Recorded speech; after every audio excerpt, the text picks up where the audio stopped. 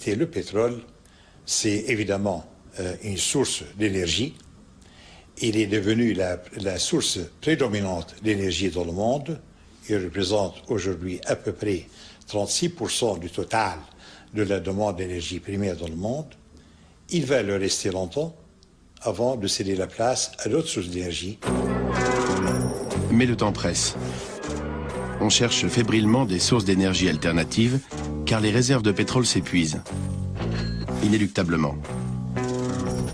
Partout, jusque dans les endroits les plus inaccessibles du monde, on met de nouveaux puits de pétrole en exploitation à un coût exorbitant et au détriment de l'environnement.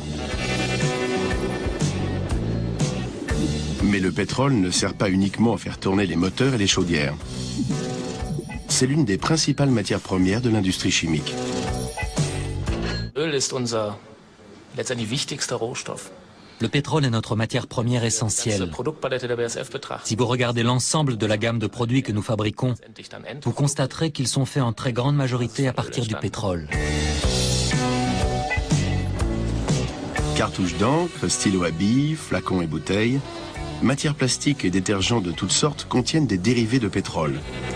Il en va de même pour d'innombrables aliments et médicaments.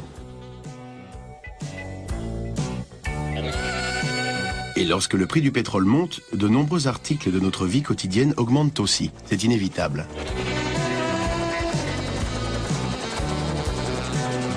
Le pétrole est pour moi synonyme d'un liquide noir et sale, dont l'extraction et le transport sont nuisibles à l'environnement et dont la combustion détériore en plus le climat.